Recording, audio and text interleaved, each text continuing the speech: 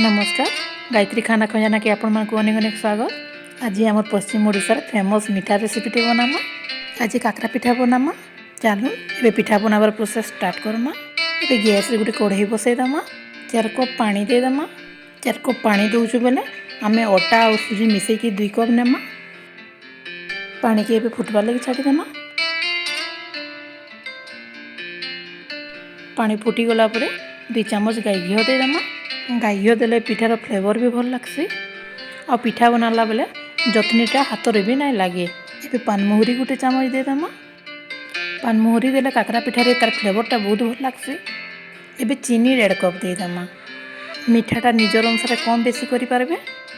आपनको जदि बेसी मीठा पसंद देले बेसी चीनी देबे किंबा कम मीठा पसंद देले कम चीनी देबे। गुड़ पसंद थिले गुड़ भी दे पारबे। गुड़र मेजरमेंट भी सही समान रहबा। पानी की भल से फुटबार लगी छाड़ीदेमा। चीनी मेल्ट होबार तक छाड़ीदेमा। घी चीनी सब मेल्ट हो बहुत सुंदर बास्नाटे आसुचे घीर पानमुहुरीर।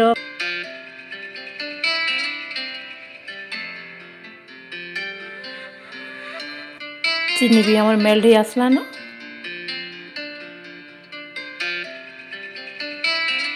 आमर चीनी पानीटा भल से फुटीगलान।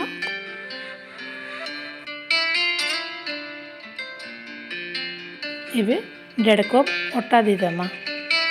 आराम से धीरे धीरे कि अटाटा पकामा।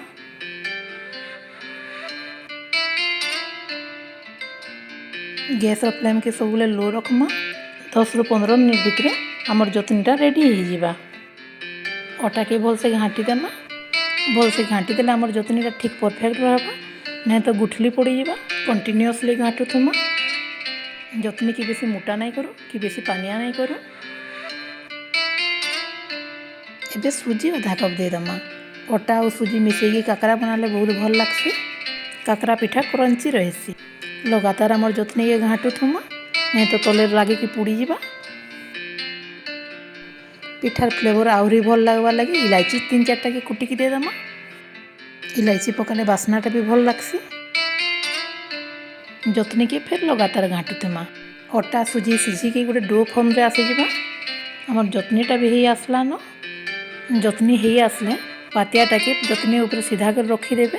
जदि पातिया सीधा कर रहला जानबे जे आमर जतनी पूरा परफेक्ट बनी छे। आमर जतनी रेडी हो गलान। ठंडा हवा लगी 10 मिनट छाड़ी देमा। तापर नेक्स्ट प्रोसेस के जिमा।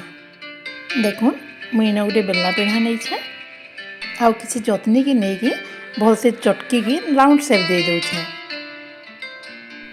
जतनी 10 मिनट चटकी देले आमर काकरा पिठाटा नहीं फाटे। नेक्स्ट किसी सुखा अटा जतनी ऊपर दे दमा। जेन राउंड के बॉल करिछु तार दुई साइड रे दे दमा अटा। आउ बेला बाणे रे बेली देमा। बेसी मोटा करके नहीं बेलू कि बेसी पतला करके भी नहीं बेलू।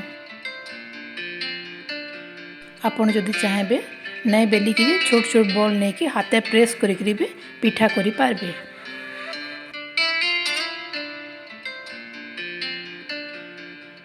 देखुन ये हिसाब रे बेली देमा। तापरे केनसी भी धारुआ गिना किंबा ग्लास किंबा कटर साहाय्य रे गोल गोल की काटी देमा। जेतकी बेली छे मुई एतरे आराम से 6-7टा पिठा हो जावा। देखुन केते इजी प्रोसेस रे हमर पिठा हो जाउ छे जे। एंदा सबु जतनी की बेली देमा। आउ एंता राउंड राउंड शेप रे काटी देमा।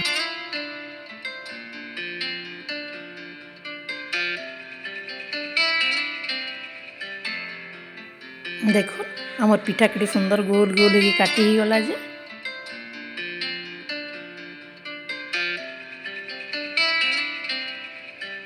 एंता प्रोसेस रे काकरा पिठा बनाबे देखिबे केड़े सुंदर हेबा। पिठा तो आमर रेडी हो गला। एबे छानबार प्रोसेस के जिमा। गैस रे कढ़ाईटे बसिकी रिफाइन तेल दे देमा। ये पिठा के हमें घी रे भी छाणी पारमा। तेल गरम हो गला परे गुटे गुटे की पिठा तेल रे पकाई देमा।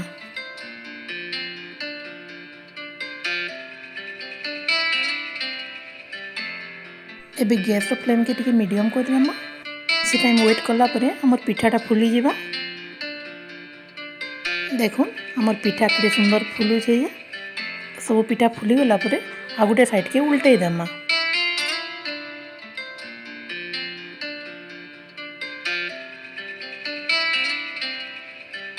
ई प्रोसेसटा 2-3 थर करमा जेंता दुई साइड रो पिठा लाल लाल होगी छाणी हे जिबा। हमर पिठा दुई साइड रो लाल लाल हो गलानो एबे पिठा के तेल रू काढी देमा। एबे सब पिठा के काढी के आ गुटे चटुरे नै जिमा।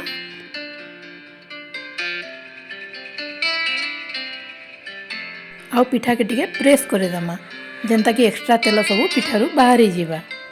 एंता प्रोसेस रे सब पिठा के छाणी देमा। देखुन हमर सब पिठा रेडी हो गलानो।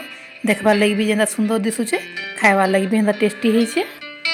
एबे गरम गरम खाएमा आउ गरम गरम खुआमा। मोर वीडियो जदि भल लागला लाइक कमेंट शेयर निश्चय करबे नहीं भूलबे। रहुचे बाय।